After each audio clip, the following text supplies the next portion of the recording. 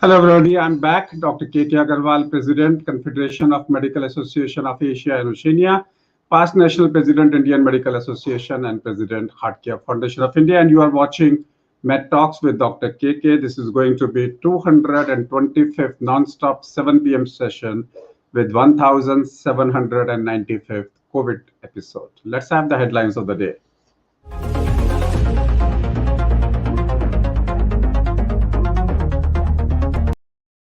The single-dose Johnson & Johnson COVID vaccine has been given emergency use approval in United States, making it the third vaccine in the country. Maybe they may apply in India. India may also be the third one to give them an approval.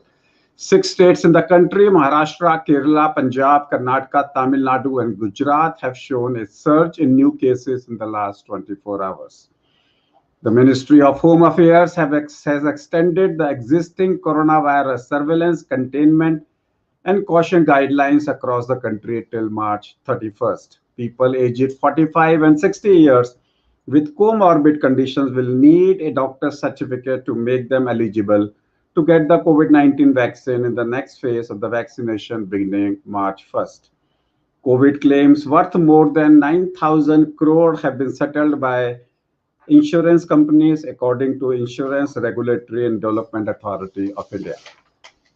Let's have the topic of the day.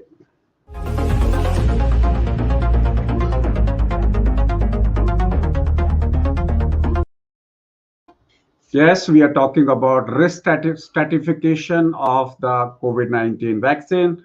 Before I introduce my special guest to you, let's have a ritual of washing our hands. Hand hygiene is very important, and we remember it by Suman K, S for Seedha, U for Ulta, M for Mutti, A for Angutha, N for Nakhun, and K for Kalai. Once we have done that, we can now invite our special guest, and she is Dr. Monica Vasudeva. She is an allergy and clinical immunology specialist in Wisconsin, USA. She graduated and undergraduated her degree in biochemistry from McMaster University in Canada. She then pursued her medical degree from MS Ramaiah College in India. She completed a residency in internal medicine and a fellowship in allergy and clinical and immunology from Medical College of Wisconsin, where she continues as faculty member before transiting to her current position. Dr. Monica treats high-risk asthma, food allergy, environmental allergies, and chronic hives. The protocol will be, she will be giving a short presentation, and after that we will interact. All of you who are watching this program will also be able to ask her questions if there are any. Kindly put down on the chat box. Over to you, Monica. Thank you so much, Dr. K.K. Agarwal, and thank you for the opportunity to speak today. Today, I'd like to talk about anaphylaxis safety and how to risk stratify our patients who are receiving the COVID-19 vaccines. If I can have the presentation, please.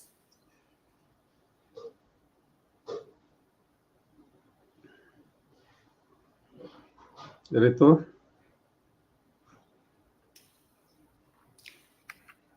If I can have the next slide, please. So we all understand the burden of the morbidity and mortality of this disease, both on an international and on a domestic level. These numbers continue to rise, and we need to be able to find pathways and avenues to be able to address the pandemic and find our new normal. Next slide, please. What you see here is a diagram to depict herd immunity. We cannot talk about vaccines without a brief discussion about herd immunity. Herd immunity happens when a virus cannot spread because it keeps encountering those who are immune, either through prior infection or vaccination. This is a graphic showing you 3 different scenarios, and we need to also discuss what an R0 factor is. An R0 factor is the number of people an infected person can spread the infection to. At the beginning of the pandemic, it was felt that the SARS-CoV-2 had a R0 factor of around 2. Every person who is infected can infect 2 other people. This is a general number. We do know that some people can spread to a lot of people, the super spreaders, and those who do not spread to any at all. However, with the current discussion of the variants, that number, the R0 factor is variable, can change and can increase. Now let's talk about herd immunity again. This graphic shows you 3 scenarios: those who are not vaccinated in the top panel, those who are vaccinated in the bottom 2 panels at a community rate of 75% with different R0 factors. The blue dot represents those who are susceptible, the red dots represent those who are infectious, and the green dots represent those who are immune either through vaccination or prior infection. In the top panel, you see that without vaccination and with an R0 factor of 2, an infected person can now lead to the infection of the entire community. In the second row, you see an R0 factor of 2 with 75% of the community being vaccinated or immune through prior infection. And you can see that the infection spread is contained and limited. You're not utilizing your country's resources. And finally, in the bottom panel, with a 75% immunized community rate, what you see with an R0 factor of 5, much, much more contagious. You are seeing that more people are infected, but it's still contained. The vaccine program is definitely critical in addressing this pandemic. And if I can have the next slide, please. What you see is that these vaccines do represent the light at the end of the tunnel. Now, getting through this vaccine program, we have to make sure that we understand all the barriers as to why people may not get the vaccinations. There's many, many reasons. But I think what's foremost on our mind, especially in the medical community, if I can have the next slide, please, is to address the issues of vaccine reactions that have made the media and has been a very strong point of conversation as to why some may not want to have the vaccine or may be hesitant to have it. Vaccine reactions can cause substantial fear and anxiety in the general population and may contribute to the decreased willingness to receive a COVID-19 vaccine. I'd like to remind you that the reason why we're doing this vaccine at such a global scale and at such a fast pace, or with the desire to do it at a fast pace, is that if we do not create this herd immunity fast enough, this virus will continuously mutate. And if it mutates to a form that the R0 factor just continues to rise, we will not be able to combat this pandemic. We want to spread that asymptomatic spreader who is carrying a high R0 factor, someone who's not previously been immunized. Next slide, please.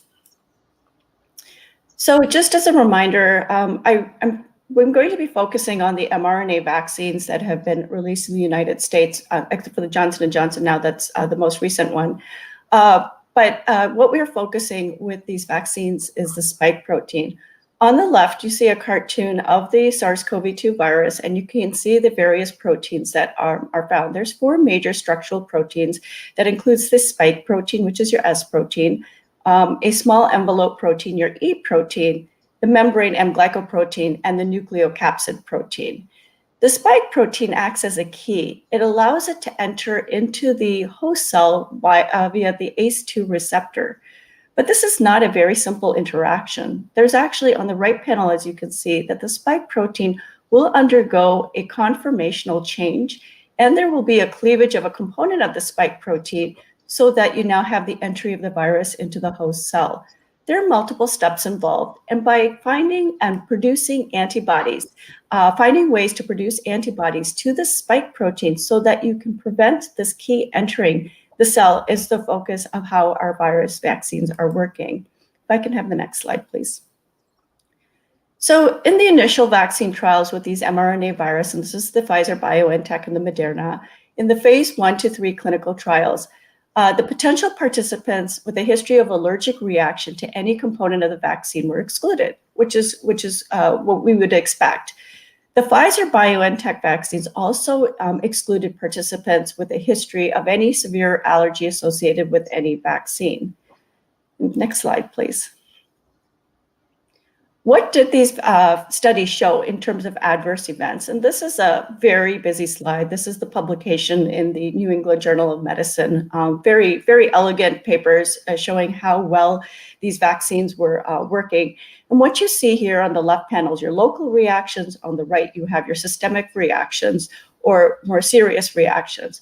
And what you see are it broken up in terms of the first dose, the second dose, and age groups less than 55 and greater than 55. And all I want to draw your attention to is the green bars represent milder reactions, the blue bars represent more severe reactions. What you're seeing is that the rate of reactions are very, very low. And what were the reactions on the right panel that were considered more severe? That was fever, fatigue, headache, chills, vomiting, diarrhea, muscle pain, joint pain, and use of pyretics. If I can have the next slide, please. Similarly, with the Moderna vaccine, what you're seeing are the rate of reactions. And here they display their information a little bit different. You have your local reactions on the top. You have your systemic reactions on the bottom. You have your mild reactions in the gray bars. And what you're seeing is a similar pattern of very low, very severe reactions, and that you tend to have more side effects with the second dose. These are busy slides. I definitely refer you to the papers to look at that information in a little bit more detail. If I can have the next slide, please. So the Medicine and Healthcare Products Regulatory Agency, which is the MHRA in the United Kingdom, was the first to give the emergency use authorization to the Pfizer-BioNTech mRNA vaccine on December 8th. And within 24 hours after that start of the mass vaccination program that was targeting elderly individuals and healthcare workers, they released a statement saying that UK regulators have issued a warning that people who have a history of severe significant allergic reactions should not receive the vaccine. These two cases that were brought this to light were two women, 40 and 49 years of age, who had known food and drug allergies and were carrying auto-injectable epinephrine. Similarly, the Pfizer vaccine received EUA approval in the United States on December 11th. And by December 14th, a 32-year-old healthcare worker in Alaska who had no known history of allergies had an anaphylactic reaction within 10 minutes of receiving her first dose. These three cases were reviewed. These reactions occurred within minutes and were deemed to call as hypersensitivity or systemic reactions, and they all responded to epinephrine. If I can have the next slide, please. So this brings me to the conversation of what are we looking at when we define a systemic reaction. When I showed you those earlier side effect reports related to Pfizer and Moderna, they were fatigue and headache, but that's not what I'm talking about. What I'm talking about is very different, and that's anaphylaxis. So this is a graphic that shows you three different ways that you can describe or you can identify anaphylaxis. So this is when the following three criteria, when the following three scenarios where criteria are met. In the first, you have to have acute onset. So this is considered within minutes or several hours after the dose, where you have a significant skin involvement with pruritus, you can have flushing, you can have hives and angioedema, and you have to have one of the two. You have a respiratory involvement with wheezing, you have dyspnea. If they have a peak flow meter where they blow into the device and they have a fall in their peak flow, or they're hypoxemic, so you have a respiratory involvement along with skin. And if you don't have the respiratory involvement, then you have end organ dysfunction, and you see a fall in blood pressure, collapse, syncope. Scenario that it's in the middle column, that's your scenario 2, and this is when they occur rapidly. This occurs within minutes after the patient receives the injection. And this is involvement of 2 or more of the following systems. So you can have skin and system, derm, like we discussed earlier, respiratory, like was mentioned earlier, end organ dysfunction, like I mentioned earlier. But now you have a new category where they can have GI symptoms such as vomiting, crampy abdominal pain, and diarrhea. So I find this to be the easiest to recognize. You have 2 system involvement. There you have a systemic or anaphylaxis. And then we have in the third column, wherever you have a fall in your blood pressure that can occur minutes to several hours. So this is a fall in blood pressure. And this is how to recognize a anaphylaxis reaction. In these mass vaccination programs, it's very important to have trained personnel to be able to understand how to recognize these systemic or anaphylaxis reactions. If I can have the next slide, please. In the world of allergy, we use a Brighton classification for the definition of anaphylaxis. And this is just a table going through a very similar discussion of what I had mentioned earlier with that paper. But this is where the word Brighton collaboration comes from. So you will see this in published reports regarding how they grade the level of reaction. So you have level 1, level 2, or level 3. In level 2, you have a skin involvement as well as a major cardiovascular or respiratory. Level 2 is when you have a major cardiovascular and a major respiratory, or you have a major cardiovascular or a respiratory and you have a minor system. And then level 3 is when you have a major cardiovascular or respiratory and you have a minor criteria of 2 or more systems. So if I can have the next slide, what is happening with these allergic reactions that define these patients of having anaphylaxis different than your headache or different than your fatigue? And that is a function of what's happening on a cellular level. We have mast cells, basophils. We have these cells that line the inside of our sinuses, nose, our lungs, our skin, our gut, and these are kind of the ways and why the systems are involved with anaphylaxis. And these cells contain vacuoles of preformed mediators, and they can include tryptase, histamine, the cells that are involved that cause the effect of systemic reactions. So they're ready and they're waiting, prepackaged already in your cells. What happens when we have an allergen, so whether it be a vaccine, whether it be a food, whether it be a pollen dust mite, for example, that's depicted in the red oval. When that finds its receptor on the cell surface, and these are IgE receptors that are sitting through its Fc portion on the cell surface of the mast cell, what happens is you have the allergen sitting on the receptor, the IgE receptor, and it cross-links 2 of these 2 receptors.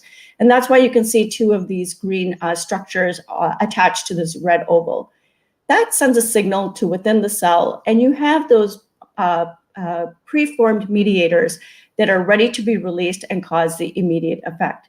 At the same time that it's creating the immediate effect, what you have is the production of further vacuoles containing all these mediators. So therefore, you can have what's known as a biphasic reaction. So you have the initial reaction that occurs 15 to 30 minutes after the initial allergen recognition, but then you can have symptoms that can occur 4 to 6 hours later. We call that the biphasic reaction, but it's that immediate reaction that I was talking to you about earlier in the recognition of systemic reactions in this mass vaccination program. I'd like to move on to the next slide. So after the reaction happened in Alaska, the American College of Asthma, Allergy, and Immunology released guidance on the risk of allergic reactions to the Pfizer-BioNTech vaccine. So the first bullet point here says that anaphylaxis occurs at a rate of 1.31 million per 1 million doses of vaccine given. This is what we knew from our prior experience with the use of the seasonal influenza vaccine. There was a case rate of 1 anaphylaxis event per million doses. What we knew, or what they provided in terms of guidance, is that allergies to medicines, foods, inhalants, insects, latex are no more likely in the general public to have a reaction. So it doesn't matter that you have a penicillin allergy with respect to receiving these mRNA vaccines. It did not confer you a higher risk. We get a lot of questions regarding this because my entire patient population has a pre-existing allergy. These vaccines should be administered in healthcare settings where you can treat anaphylaxis. Do you have people who are able to recognize and be able to immediately treat? The Pfizer-BioNTech COVID-19 vaccine should not be administered to individuals with a known history of allergies to polyethylene glycol. I'm going to go into that into a lot more detail later into the presentation, but this is the first time that we had heard about this as a guidance from the college. There was need for further information. There is a condition called mast cell activation syndrome, where people constitutively have high levels of mast cell production that consistently have patients with wheezing, diarrhea, hives, for example. We're still learning more about this condition, but they said in those individuals who carry that diagnosis, we still need more information. And because this was not a live vaccine, it should not be given to the immunocompromised. If we can go to the next slide, please. So then they reviewed all the information between December 14th and 23rd, and they tried to give us updated information on anaphylaxis to the Pfizer vaccine. So this was trying to use now real world scenario where you have the administration of the vaccine to a much larger population. What did they find? They saw that 1.9 million doses were given. There were about 4,300 adverse events that were submitted to the vaccine adverse event reporting system. And I'll talk about that again later. 175 were identified for further review. And 21 out of those 4,300 actually met criteria for anaphylaxis. The estimated rate of these patients or these subjects were 11.1 per million doses administered. So that was a 10 times increase from our experience with the seasonal influenza immunization. But again, that number is still very low. They looked at the people who did react, and they were women. They were 90% women. They were 27 to 60 years of age. Their median time interval to the onset of symptoms was 13 minutes. 19 of those 21 patients received epinephrine. 4 were hospitalized. 3 were in the ICU. And of those individuals, 17 had a past medical history of allergies, and 7 of them had a prior history of anaphylaxis. Next slide, please. So as the vaccination program continues, we're regarding more information. And this was a publication that was done at the end of January, at the beginning of February. So we had these studies that looked, the initial Pfizer and the Moderna studies looked at 30 to 40,000 individuals. And now we're having data of several million people being vaccinated. So what are we seeing here? So what we're seeing here is we're seeing that the age is very young, the predominance is female, their past medical history may have a history of allergies, not necessarily anaphylaxis. We see that there were, the reaction onset was very quick, very in line with those preformed mediators with immediate release, and that most of these were given epi and they were discharged home. A word about why the majority of these patients were women, and that was because the initial attempt was to vaccinate healthcare workers, and there is a female predominance in terms of our healthcare workers. Next slide, please.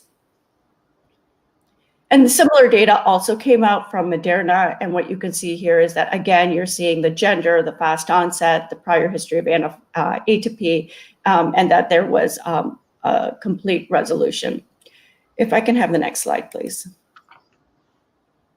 Oops. Okay, so acute allergic reactions after vaccination can be caused by the vaccine antigen, but it can also be caused by residual non-human proteins or preservatives or stabilizers in the vaccine formulations that are known as excipients. So what is in the Pfizer vaccine? It's 10 ingredients. You have your mRNA, which is your spike protein. You also have your 9 other ingredients, such as a mix of salts, fatty acids, sugars, which stabilize the vaccine. And again, now we're seeing that PEG, the polyethylene glycol. And this is what packages the mRNA in an oily sheath. It also allows it to hone into lymph nodes. And PEG is widely spread. It's inert. It's ubiquitous in terms of found in healthcare products, such as ultrasound gel, laxatives, injectable steroids. It's also found in other vaccines. It's found in cosmetics. It's found in the food that we eat. Can I have the next slide, please? And this is just showing you again that this polyethylene glycol in the center can come in different molecular weights. And this is the PEG 2000 that's surrounding the SARS-CoV-2 mRNA. And this came from a New England Journal article on reactions. And this was reminding as well that vaccine reactions that are immediate don't all have to be IgE. They can be non-IgE, they can be non-immune, they can be vasovagal, they can be hypoglycemic, or you can have other rare types of allergies that need to be evaluated further by specialists. If I can have the next slide, please. So polyethylene glycol, as I said, is very, it's ubiquitous. This is the molecular weight 3350. It's found in many, many different compounds. It's actually quite surprising where it is actually found. And you can see the chemical structure on the left. If I can have the next slide, please. So I know I've been talking about Moderna and I've been talking about the Pfizer vaccines, but this table is showing you that in addition to polyethylene glycol, there's also polysorbate 80, which is a related compound. And both of these compounds have been found in the majority of the COVID vaccines that we're seeing. So in the top, you see the Pfizer vaccine, and in the bold on the right, you can see that it's polyethylene glycol. Then you have the Moderna, polyethylene glycol again. Then what you're seeing is the AstraZeneca, University of Oxford Covishield, and that contains the polysorbate 80. And that also is found in the other vaccines that you can see down. And it's irrespective of the vaccine type, whether it be an mRNA vaccine, whether it be a protein subunit vaccine. Most of these vaccines are including polyethylene glycol or polysorbate 80. Next slide, please. And this is the structure of the polyethylene glycol with the polysorbate 80, which I had mentioned earlier. Next slide, please. This is showing you the prevalence and presence of polysorbate and polyethylene glycols in select vaccines. So you can see that it is quite present. We've seen it in our influenza vaccines. It's in hepatitis A. It's in DTaP, the diphtheria, tetanus, acellular pertussis. It's in the Japanese encephalitis. And then look again at the bottom, the big players in terms of world players of vaccines. We're seeing the presence of polysorbate 80 or polyethylene glycol. So we've come quite a far distance in terms of from the initial allergic reactions that were reported with the onset of these mass vaccination programs to where we're starting to understand what is causing or potentially can cause these reactions. Next slide, please. So how do we stratify and risk stratify our patients? So what you're seeing here at the top is patient-directed questions that we ask here. Do you have a history of a severe allergic reaction to an injectable medication? Do you have a history of a severe allergic reaction to a prior vaccine? Do you have a history of a severe allergic reaction to another allergen, such as an insect stick or to latex? And do you have a history of an immediate, less than 4 hours, or severe allergic reaction to polyethylene glycol, such as PEG? PEG is used in a form called Miralax here. It's used in the bowel prep prior to colonoscopy. This is a very easy screening question from our end, or whether or not they contain it in an injection or vaccine. So what you're seeing is a risk stratification of 3 columns. The lower risk is that they have a history of food allergies or venom allergies, but no anaphylaxis. They can have any prior reaction to vaccines except for anaphylaxis, which means they could have had hives and it's still fine. They could, even in this case, now they're saying they can have mastocytosis or mast cell activation. So we ended up getting more information about that condition. And they can have underlying allergic rhinitis and asthma. And the recommendation is that those patients can receive their vaccine, be observed for 15 minutes. You move over to the yellow panel, and what you're seeing is that they could have had a potential anaphylaxis to those same injectable medications with or without PEG or polysorbate, without PEG or polysorbate. They had potential anaphylaxis to food, venom, and latex, or they have a history of idiopathic anaphylaxis, and they can still receive the vaccine too, and they just have to wait 30 minutes. If, however, they have a history of known anaphylaxis to anything that contains PEG, polysorbate, or they have anything that contain those ingredients, that would require clinical phenotyping and skin testing. And that's where the allergist comes involved. Next slide, please. That's before the person receives the vaccine. What if a person receives the vaccine and then they have a reaction? So obviously we have to recognize and treat. This is very, very important. We have to have a detailed history and we need to assess whether or not there was causality from the actual vaccine. We can get additional lab work. We always can benefit from a tryptase level, which is elevated in anaphylaxis. And then we need to go further to understand whether or not these patients should receive the next vaccine or if their symptoms were related to the immunization. And that kind of brings up another important point.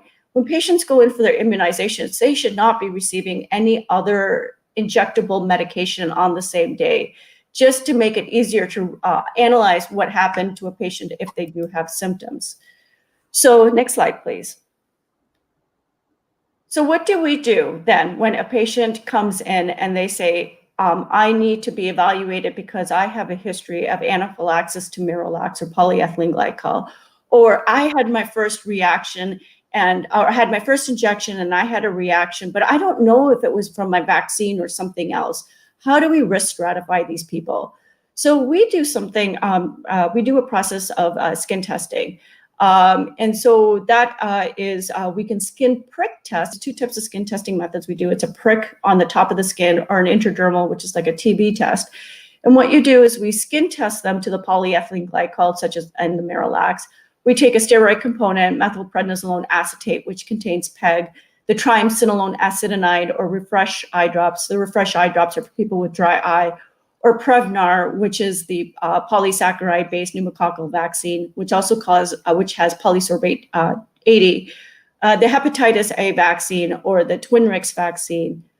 And if their skin test negative, we then do the intradermal. We never do the intradermal first. We do under the skin if those skin prick is negative. And if the skin test is negative on the intradermal, we can then say it's safe for them to receive the vaccine. If I can have the next slide. So this was a publication that was actually from 2018, and that was prior to the onset of the pandemic or even the concern related to PEG and the mRNA vaccines. And what you're seeing here on the left panel is that you see prick testing on the left and intradermal testing results on the right. In the A1, A2, A3, what you're seeing is the positive skin test findings of methylprednisolone acetate, which contains PEG 3350. In the B, which is not circled, you have methylprednisolone succinate that contains neither PEG nor polysorbate. In C, D, and E, there are other compounds such as betamethasone, dexamethasone, other steroids that don't contain PEG or polysorbate. And then the F panel, you see this triamcinolone acetonide, which contains polysorbate 80, which shares the homology with PEG. And then on the right side in G, you're seeing that they're actually positive to methylprednisolone acetate, which contains PEG. So it is possible for us, without using the vaccine itself, to use other compounds to be able to determine if these patients are allergic to polysorbate or polyethylene glycol. If I can have the next slide, please. And we've been given actual guidance in terms of compounds to use, concentrations to use, that we use for our testing protocol. And I'm actually in the process of getting this ready in our clinic to be able to risk stratify these patients where there has been a concern related to these injections. I'd like to next slide, please. There is another type of non-IgE mediated reaction that's very common that we patch test for. And this is your delayed type 4 hypersensitivity reaction. These patients can have worsening of an eczematous dermatitis with contact allergen trigger. This is, for example, somebody who wears a watch and they're allergic to the metal of the watch and they get a rash in their wrist, or they're allergic to the plastic of their slippers and they get a rash on their foot.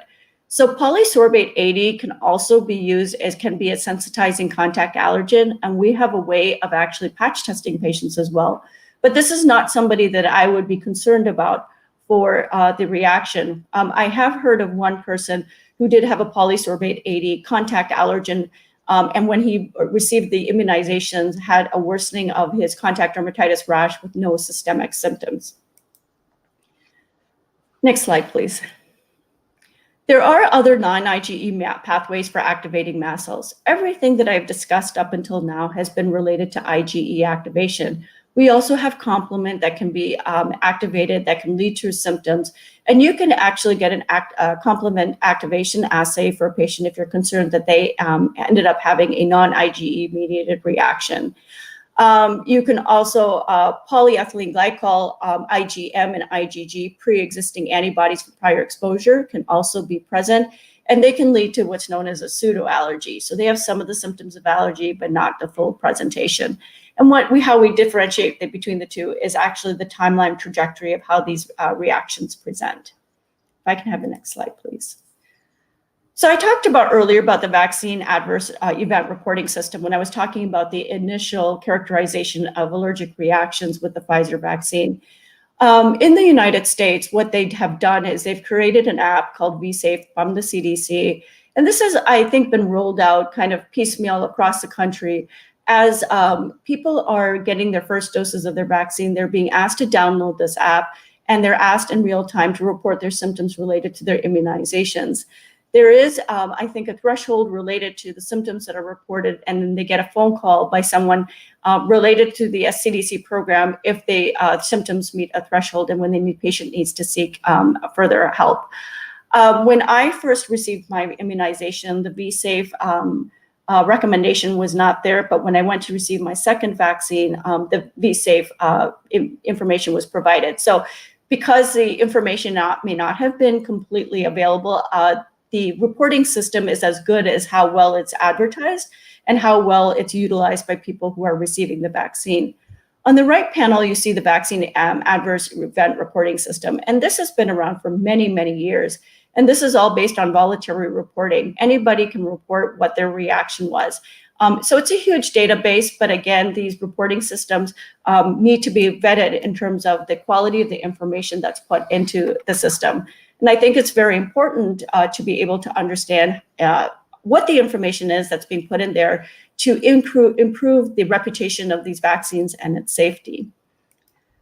The next slide, please. So vaccine hesitancy and barriers to vaccinations and concerns related to vaccines is not new. This is a picture of Jenner when he was giving the smallpox vaccine to these young women. And it's showing that there's cow parts that are emerging from their body parts because of the fear and hysteria related to the immunization. This photograph is from 1802. So what we're dealing with is nothing new, but being able to understand the pathways, physiology, the methods of recognition, and the ways to be able to treat these reactions so as to maintain the trust in these vaccines, especially as newer and newer vaccines are being released with emergency use authorization. It's very important that we have a plan in place. New slide, please. What's undergoing right now, and we've used the word unprecedented for this pandemic, but also I think this vaccination drive is unprecedented.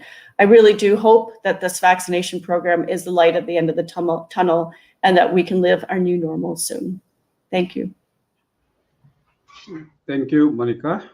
It was a wonderful discussion, starting from basics to for people from all segments of the life.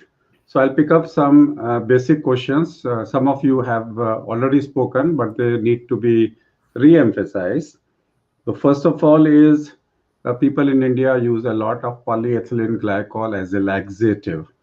So what precautions they need to take as far as allergy is concerned? That means oral PEG, if they take it as a laxative, what type of a reaction it can cause?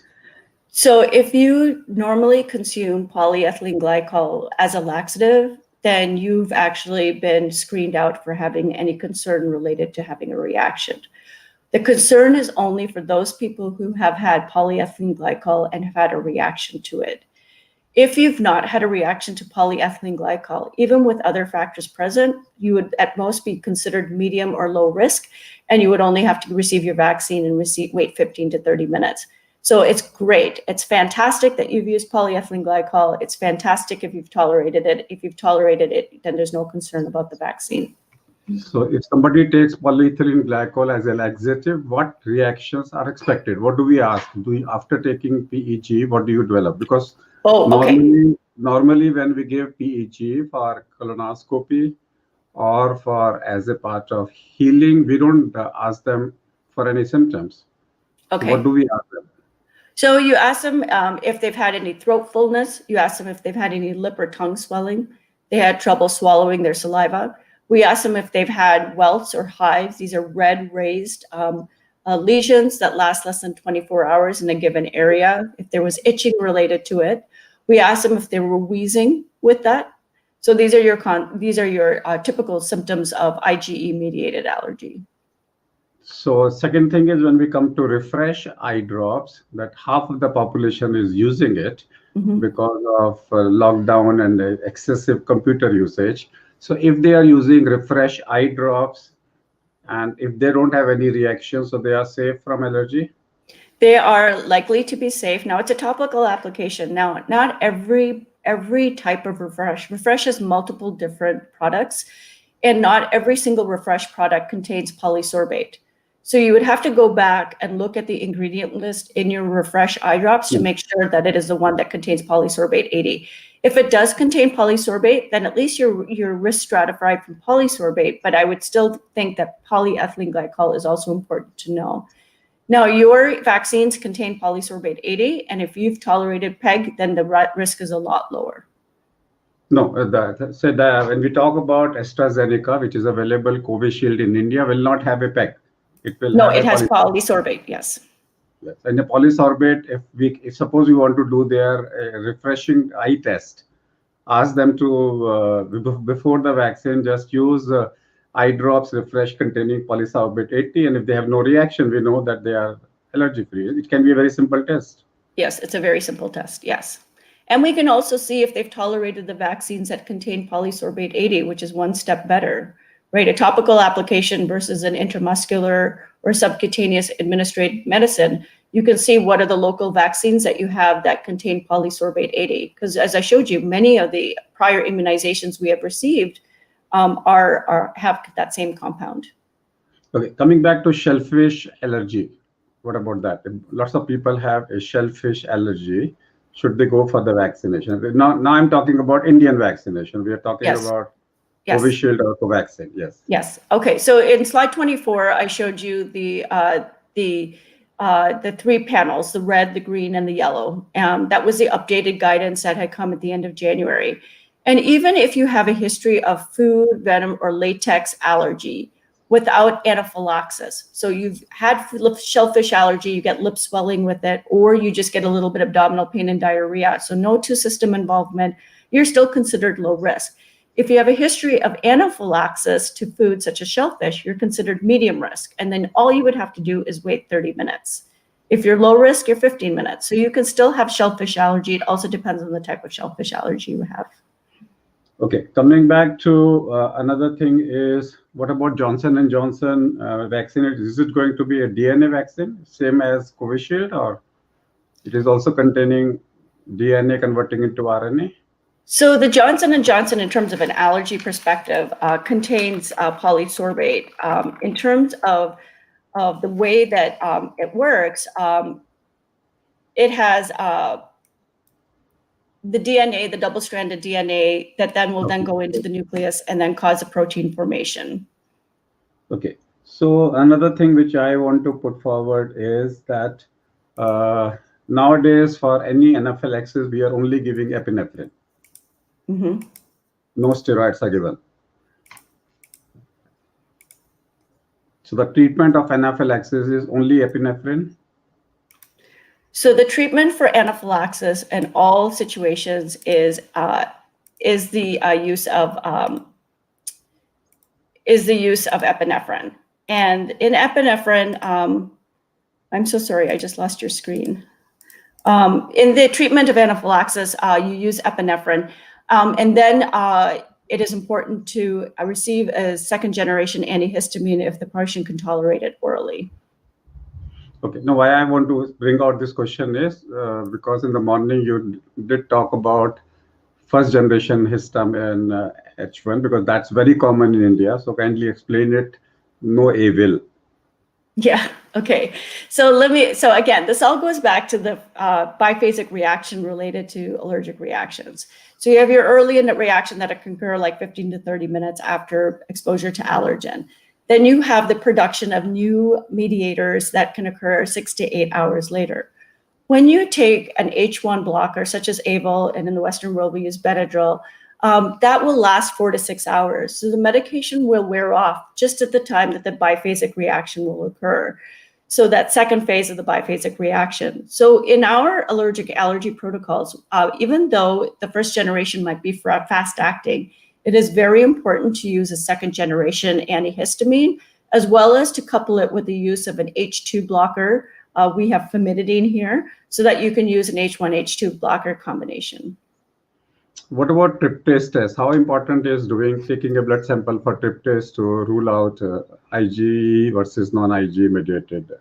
So tryptase can also be released through non-IgE mediated mechanism, but tryptase should be obtained at the time of a suspected anaphylaxis reaction, because not only do you get that tryptase level then, you also have to compare it with the baseline tryptase later.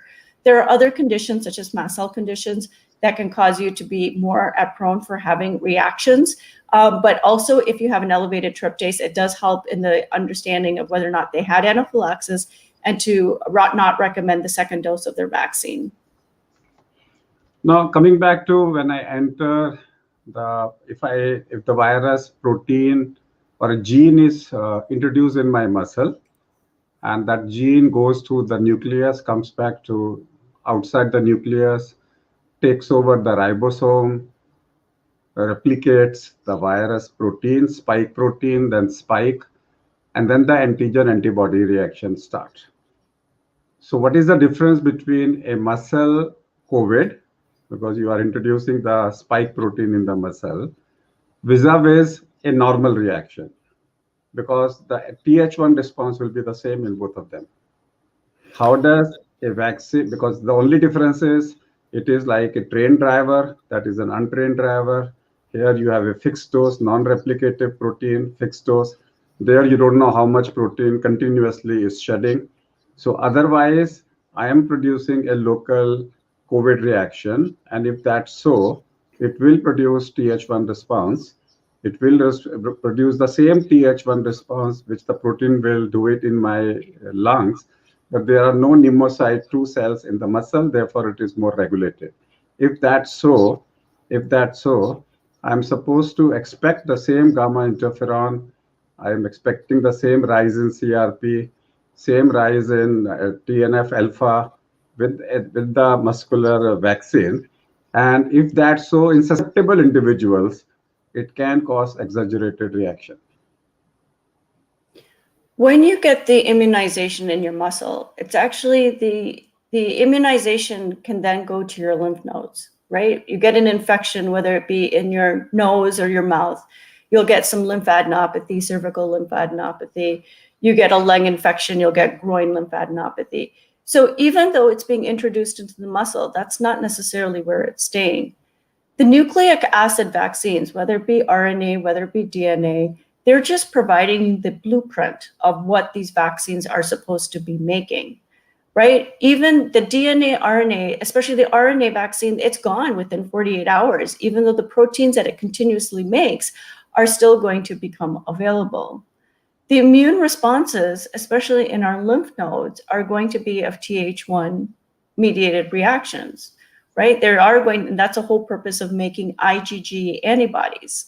And that's what you're looking for seropositivity. Did I convert? Do I have antibodies? That's your IgG antibodies that you are measuring. And that's your Th1 response. In terms of the mechanisms of different type of vaccines, we have a lot of experience with the RNA vaccines now, which were relatively novel to the world of vaccines, but we're waiting to see now with the use of the DNA vaccines what the process is. But it's not that the vaccine is staying in the muscle. It's not just staying there. No, I know. Once it has entered when it is entering the muscle, that's the entry source. And after that, it has gone into the lymph node and produced the Th1 response. So as a Th1 response, it may involve TLR, Todd-like receptor, or NLR, which is a Nod-like receptor. So the reaction will be the same as that of a natural virus. If that's so, why can't I get an exaggerated cytokine response with the vaccine? Why I'm asking this question is because we are seeing around 14-15 people have died of an acute MI after vaccination within 10 days. And most of them were between the age of 40 and 60. So I'm only trying to say, will the vaccine also produce exaggerated inflammatory or a macrophage response and a hypercoagulation, procoagulation phase where it can precipitate a thrombotic lesion? That's what I'm asking. Can this vaccine in the muscle, as it is causing it with the natural COVID, precipitate pro-inflammatory into inflammatory and pro-coagulative into a coagulative phase? That's what I'm asking. So all of the things that you've discussed are all dependent on the host, the person who's receiving the vaccine. Why is it that when we get the virus itself, the same virus in the same family can cause multiple outcomes? You can have one who has COVID pneumonia and one who has asymptomatic infection, and then you have another person who has persistent anosmia 6 months down the road. Same virus. Why are we having different outcomes? It all depends on the host, right? The same thing with these vaccines. The vaccine responses in terms of cytokine responses, in terms of toll-like receptors, or the other immune aspects that are activated depends on the person's immune system. And it could also be a function of their prior exposure. So I think it's difficult to predict. I don't know. मैं एक आखिरी सवाल को लेके आ रहा हूँ, हिंदी में बोल रहा हूँ लेकिन आप इंग्लिश में जवाब दे सकते हैं। और मेरा सवाल ये है कि ज़्यादातर लोगों को हम इंडिया में जो डर रहे हैं, जिनको सीवियर एलर्जी है, हम उनको प्री मेडिकेट कर रहे हैं। मॉन्टिलुकास्ट 10 milligram night before, then 10 milligram in the morning, then continue for 3 to 5 days. H1 blocker in the night before, then in the morning, then continue for another 4-5 days. And H2 blocker, which is ranitidine or famotidine. So I'm talking about those, for example, person with a shellfish allergy, उनको भी हम लोग pre medkit करके भेजेंगे, कोई harm तो नहीं है इसमें? There is no harm. My only concern is pre-medicating with ibuprofen or non-steroidal anti-inflammatory drugs. People who do dose those may be at higher risk for urticaria, angioedema, and it is important that we're not creating a scenario where we're decreasing the threshold for symptoms that can be confused for anaphylaxis. But for pre-medicating with montelukast, H1 and H2 blockers is appropriate. We do not do that routinely here, but there is no harm in doing it. So दूसरी चीज ये, what about mefenamic acid, which is a NLRP nuclear factor kappa beta pathway inhibitor? It inhibits basically interleukin-1 beta.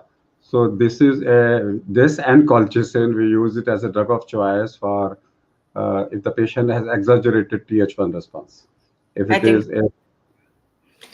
it should be fine. I think in situations where you're modifying the immune system, whenever you get the vaccine and if they've tolerated it, it might be worth achieving or assessing for antibodies post-immunization. अगर मैंने आज vaccine लगाया तो what is the in terms of कितने घंटे के बाद में क्या रिएक्शन एक्सपेक्टेड है अगर मैं एलर्जी को छोड़ दूं तो?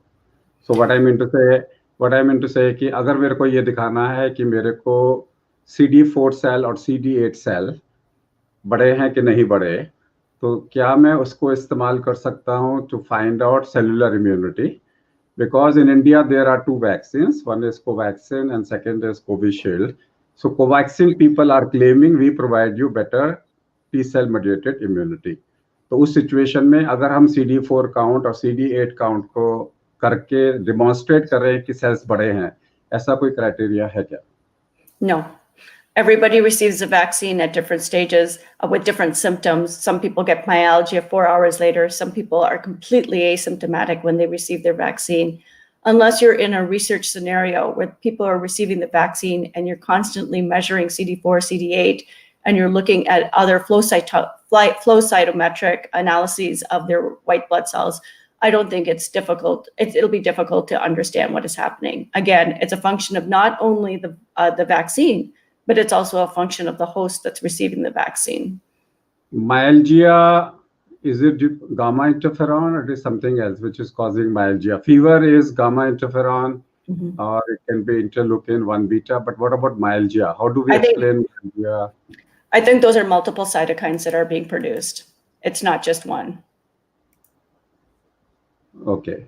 So, so as on today, pre-medication, if somebody, sir, is it possible that some vaccine will give less allergy and some will give more, like mRNA gives more or less? देखिए गीता जी, this is more of a reactogenicity. So reactogenicity is Th1 response, allergic response, what we have discussed with her. And then immunogenicity is the IgG response. And these are the three different types of responses which may happen with the virus vaccine. So allergic reaction, and then second is Th1, that is reactogenicity, that is a cytokine reaction. And third will be the IgG reaction to an antibodies. So what about the last question I want to ask is that we have two vaccines in India, Covaxin, and which is a complete dead virus. Therefore, it is giving us antibodies against S and also non-S. And when it comes to Covishield, it is only producing antibodies against the S proteins.